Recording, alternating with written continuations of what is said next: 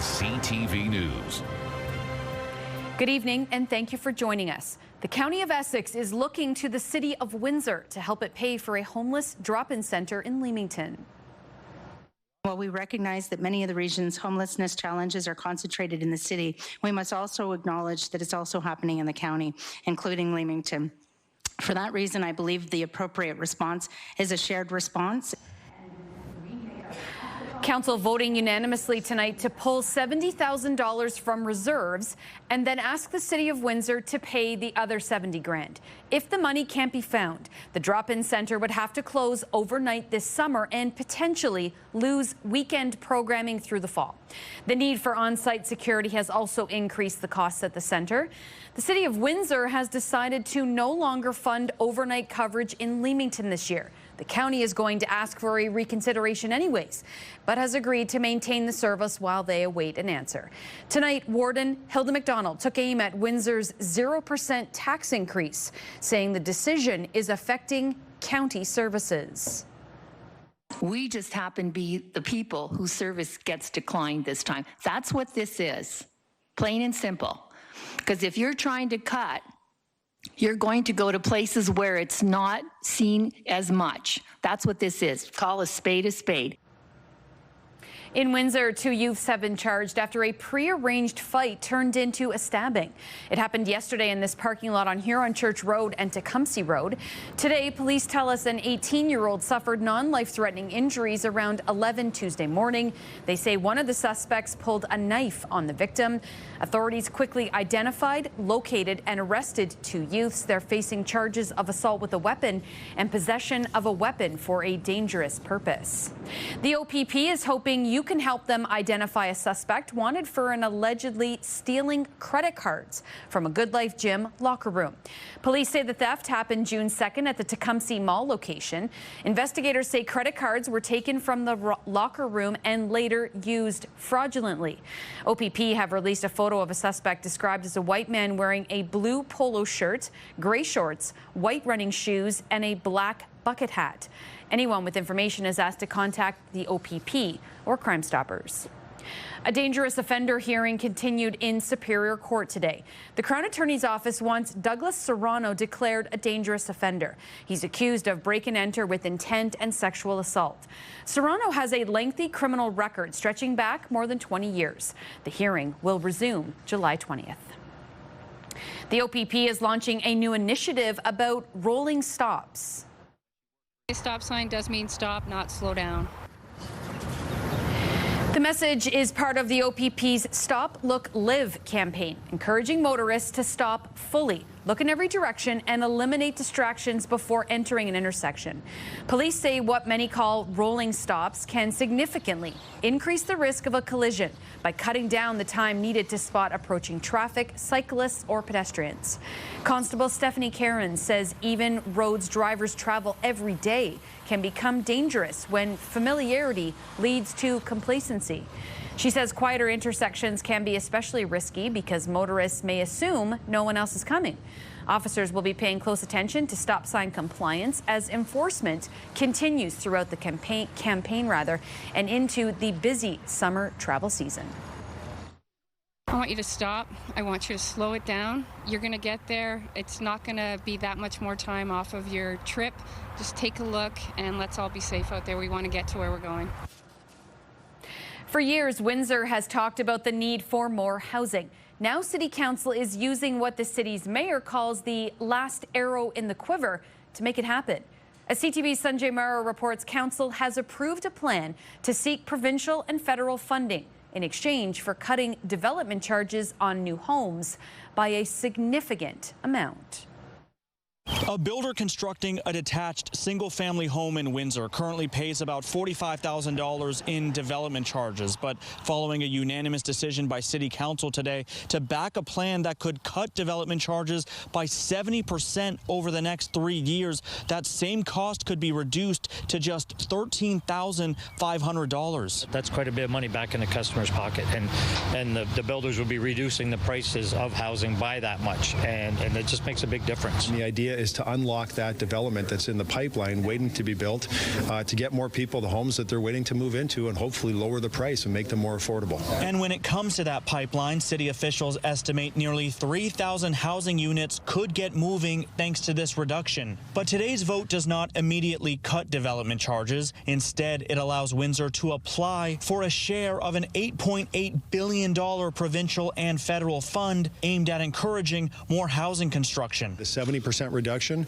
we think, makes the math make sense, that we're not burdening the property taxpayer. We're still collecting money from the developer, but it's a big enough number to hopefully get the application approved and to actually incent a lot of development that's waiting to be unlocked in the community. Still, there are risks. The province could reject Windsor's application. Developers may choose not to build, and there's no guarantee every dollar saved will be passed on to home buyers. But the Home Builders Association says the reduction should make a meaningful difference in a market where many projects no longer make financial sense. It's going to depend on the developer and the builder. What we need to do is get somebody to say, hey, listen, we're going to go back to the basics and build a smaller home under $500,000. And I think we can do that, especially with the other tax incentive of no HST on the new homes now. Development charges is the only expense really that we can control on the city side. It's the last arrow in the quiver that we have. Sanjay Maru, CTV News. Governments have turned their focus to development charges following growing criticism the fees are contributing to the housing crisis. One expert we spoke with feels the rebate program may only be a Band-Aid on a system that needs an overhaul. It probably is an unworkable system to have municipalities responsible for the bulk of infrastructure capital costs. Senior housing researcher at the University of Toronto School of Cities, Carolyn Weitzman, calls the program a quick fix after years of ballooning development charges. She notes Ontario municipalities have suffered from decades of provincial downloading.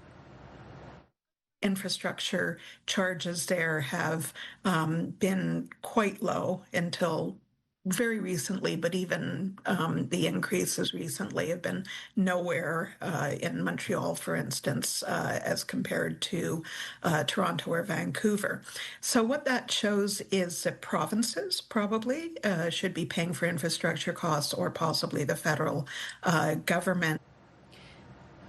The Windsor Symphony has narrowed its search to 4 finalists for its next conductor. None of the candidates are from the area, but as CTV's Bob Belichico shows us, the upcoming season will feature a range of international influences.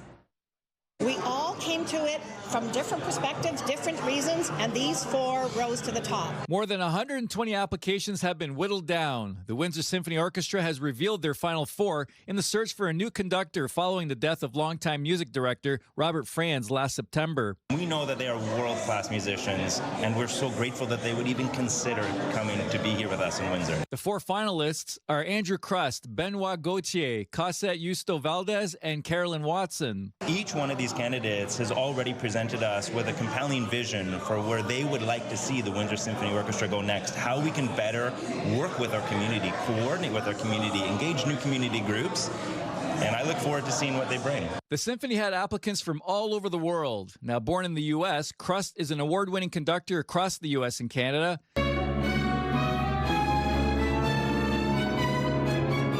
Gauthier is a Canadian recognized for his intensity, depth, and his ability to communicate the power of his interpretations. Justo Valdez is Cuban-born, known for igniting new passions in her audiences, and originally from Australia. Watson has worked extensively in the U.S. since 2013 and is a committed educator who rules dynamically with enthusiasm. Each candidate comes to Windsor for 2 visits, with one being a full week during the upcoming season. They'll meet the hiring committee, staff, musicians, donors, sponsors, and visit schools and conduct concerts. They all know community outreach and education is a huge component of the Windsor Symphony Orchestra. Cosette Justo Valdez will be the first conductor in Windsor on opening night, September 26th, here at the Capitol Theater for From Paris to Madrid. Now, the Symphony wants audience feedback during this process, so they'll be asking audience members to fill out a survey after each conductor's show. A new conductor is expected to be chosen following the upcoming season. I know our musicians, they will want to play their best for each of these guest conductors, too. For sure they will. Bob Belichico, CTV News. CTV meteorologist Gary Archibald has your full weather details coming up in 2 minutes' time. And still ahead, the PWHL draft is tonight in nearby Detroit. We'll tell you who went first overall. And as promised, I'm joined now by CTV meteorologist Gary Archibald with a look at the weather. Hi, Gary. Hi, Michelle. We are still talking about very gusty winds, could be damaging. Some of the models suggesting upwards of 90 kilometers per hour. I think gusts in the 70 to 85 plus is a reasonable expectation out of the southwest through the overnight into tomorrow morning. Plus, add to that significant rainfall, 30 to 40 millimeters over the next, say, 12 hours. It's going to be a busy night. It's already been a busy evening. Temperatures, really not much to talk about here. We are seasonal, have been of late, low to mid-20s, as to be expected at this time of the year in our neck of the woods. Big, massive area of low pressure. So, broad sweep right across the upper Midwestern USA, lower Great Lakes getting hammered. The worst case scenario, right now, the computer's suggesting that anywhere along the eastern shores of Lake Huron seeing the worst type of weather in terms of severe thunderstorm activity and the heaviest amount of rainfall over that next 12 to, say, 14 hours. In fact, if you look here, the projections have been quite impressive. Upwards of maybe 60 to 100 millimeters, Goderich, Grand Bend, Southampton, along the eastern shores, and the GTA, Golden Horseshoe, anywhere from London due east towards, well, let's say Hamilton. Lots of rainfall, of course, Fort Erie, Niagara Falls, QEW, and the city of Toronto itself. The overnight temperature is 16 degrees Celsius. That's seasonal. What we're concerned about is the wind, sustained at around 40, maybe 45 kilometers plus. Gust in that 70 plus to 85 plus range, depending on where you are across southwestern Ontario. Tomorrow is windy and wet. And it continues to be a stormy day through the midday, afternoon, and maybe even early evening. Wind and rain combined, and the potential of some embedded thunderstorms as this system, this area of low pressure, tracks through southern Ontario. It's going to take its time. There could be successive waves after early tomorrow morning through the midday, afternoon, and maybe evening. Next 7 days play out this way. Highs and lows will be roughly around 24 degrees as an average over the next 7 days. Showers through Friday and Saturday. Sunday on Sunday, back to rain intermittently Monday. A break on Tuesday and rain again on Wednesday. Keep the umbrellas nearby and watch out for that wind. Michelle? Thanks, Gary. With more people using GLP-1 medications like Ozempic at home, there's a new reminder about what not to put into your recycling bin. Health officials say used needles and injection pens are still turning up in blue boxes across Ontario. They're launching a new awareness campaign as the use of at-home injectable medications grows, warning those sharps can pose a safety risk for workers who sort recycling by hand. Instead, residents are being urged to return them to participating pharmacies for safe disposal.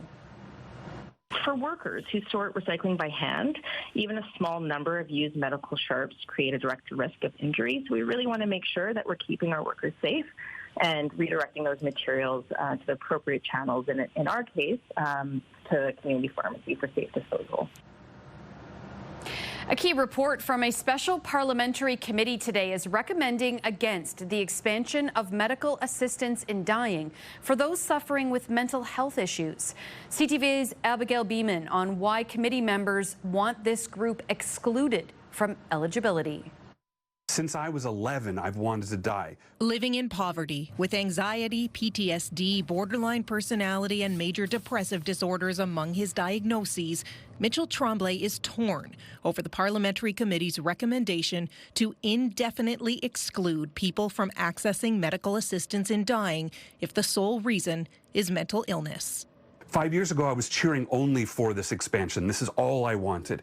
And now today, I'll tell you, 75% of me thinks this is a win, that we're saving lives. The majority of the Special Parliamentary Committee and experts agree. MAID should never be made available for people with mental illness. I say that as someone who is himself a suicide survivor and might not be here had the expansion that's set to come into law been on the books 15 years ago. There are dissenting views also, with the July 11th deadline. If you're comfortable with you and your family and your medical professions, then the rest of us should just butt out. It's not our life. It's not our choice. Meanwhile, Tremblay faces an eviction threat. Frightened, he's bracing to be homeless for the 8th time.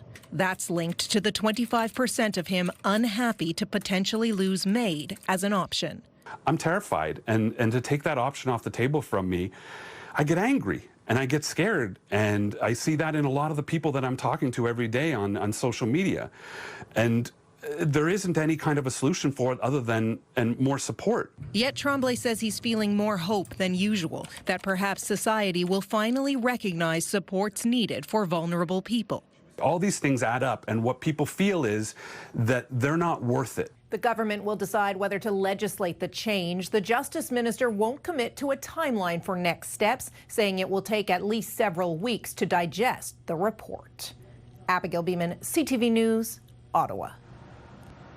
At the G7 summit, talk was all about the U.S.-Iran agreement. Media outlets have seen the 14-point draft agreement, which Canada's Prime Minister calls a game changer, and the U.S. President says is not final. CTV's senior correspondent Mike Lecouture reports from France. He had asked me about it on China. Prime Minister Mark Carney explaining the hot mic moment captured at yesterday's G7 summit, confirming he was explaining the details to President Donald Trump about Canada's deal to allow Chinese EVs into the country. And he likes the structure, actually. We had a follow-up conversation about it as well. I don't know that I said I like it, but I could understand that, yeah. Is that a factor? Cap? Would I rather see a cap than no cap? Yeah, I would. On Canada. Carney says the two leaders had several conversations, but none of them included the CUSMA renewal. I would rather not have the agreement, but I may sign it. Right. But we do better as a country if we don't have an agreement. So are you thinking of... Yeah, I'm thinking about maybe we won't be able to make a deal. I would rather not have the USMCA. One of the bigger discussions at the G7 was the Iran deal. In a joint statement, leaders agreed there is a need to diversify trade routes to prevent choke points for energy supply chains, as we saw with the closure of the Strait of Hormuz.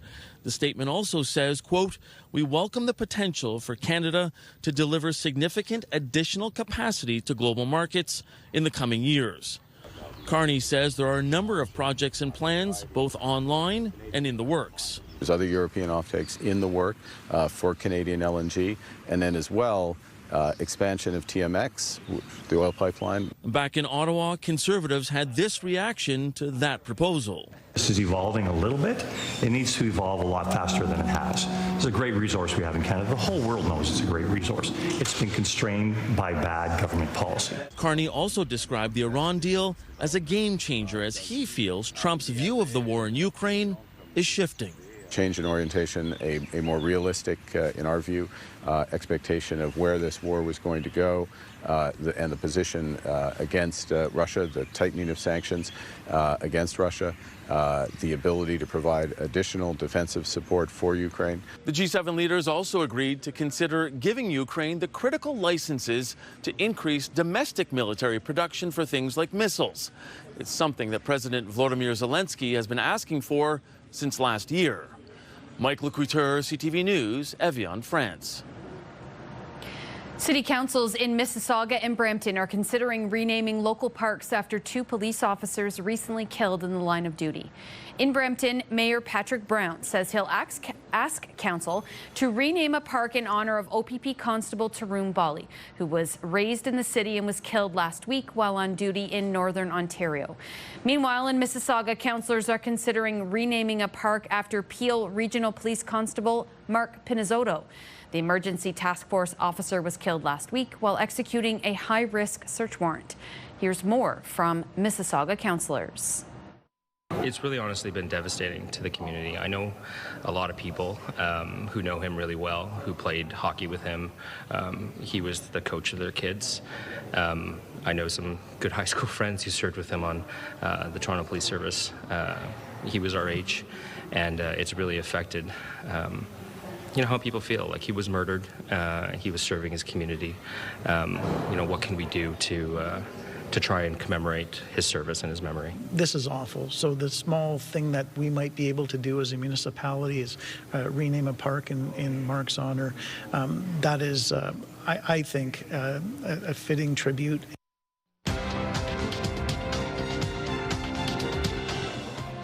Canada's main stock index finished lower, weighed down by broad-based losses. In Toronto, the TSX lost 264 points, and in New York, the Dow fell 507, while the Nasdaq dropped 355. The Canadian dollar is down 1/5 of a cent today, and on commodity markets, gold gained $27 an ounce, oil added 74 cents a barrel. Start your day with the latest local news. By signing up for our newsletter, you'll get direct local content straight from CTV Windsor to your inbox, including top stories, the forecast, and videos. You can sign up at ctvnewswindsor.ca. The Windsor-Essex County Humane Society's biggest fundraiser of the year has wrapped up. Strays on Street Corners brought in just over $88,000, falling short of its $100,000 goal, but topping last year's total by about $10,000. More than 240 volunteers collected donations at intersections across Windsor-Essex as the shelter heads into its busiest time of the year, with more stray, injured, and young animals needing care throughout the summer. Considering that the amount of money that it costs even for a single litter of kittens that could come in, it could be up to $1,000 from surgeries to vet care to feeding and processing through everything. So the dollars really do help to maintain the care that we can provide for all of these animals. Another long-running local fundraiser is set to hit the links next week. The 31st annual John Ferguson Memorial Golf Tournament takes place Monday at Essex Golf and Country Club in LaSalle. Organizers say the event is sold out, with proceeds supporting local charities that do not receive public funding. Over the past 3 decades, Circle of Seven has raised more than $4.5 million, and every dollar donated year-round makes a difference and stays local. It's simple. Go to www.circleof7.ca. It's all spelled out. Circleof7.ca. There's a donate button. Whatever you can do from $10 on up is so appreciated, and every single dollar will go to the charity. We have zero overhead.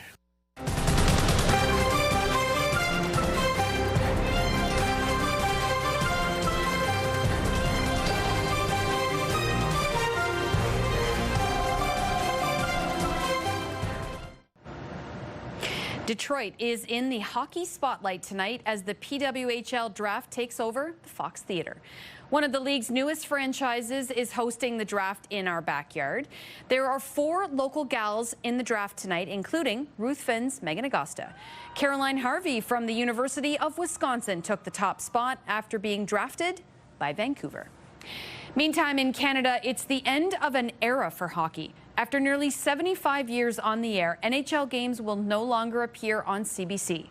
CTV's Annie Bergeron-Oliver has more on the decision to take Hockey Night in Canada off the air. It's Hockey Night in Canada. Since its debut in 1952, CBC's Hockey Night in Canada has been a Saturday night staple. The next season, the broadcast that's delivered many of hockey's biggest moments, including the Great One Stanley Cup victories and the 1972 Summit Series against Russia, is going dark.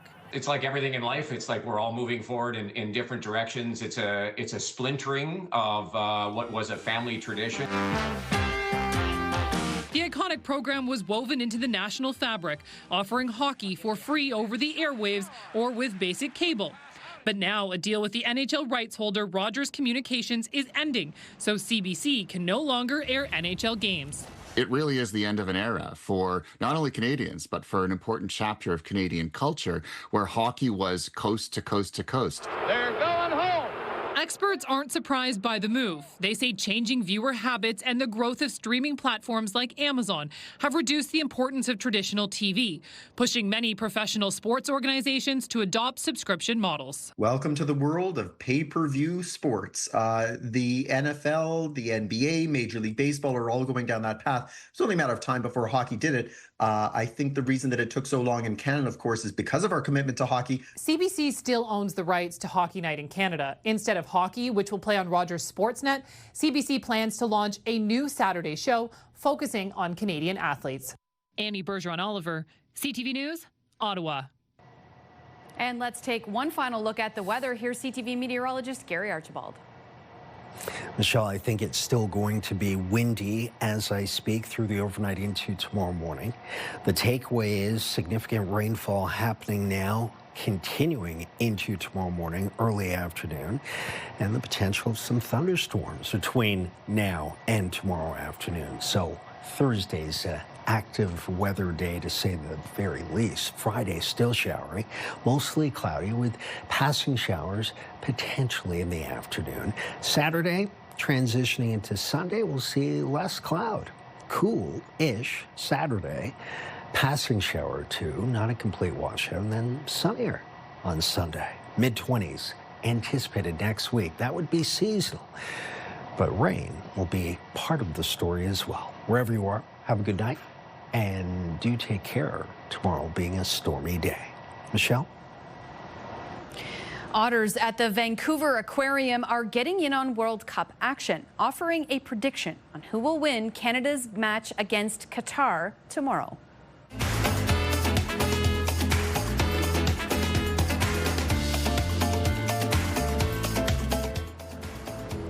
The Sea Otters were presented with the flags of the two countries, which were made from clam paste.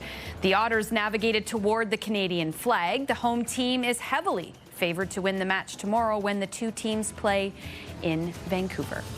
And don't forget, the City of Windsor is hosting a watch party for that big game tomorrow at the downtown City Hall Square.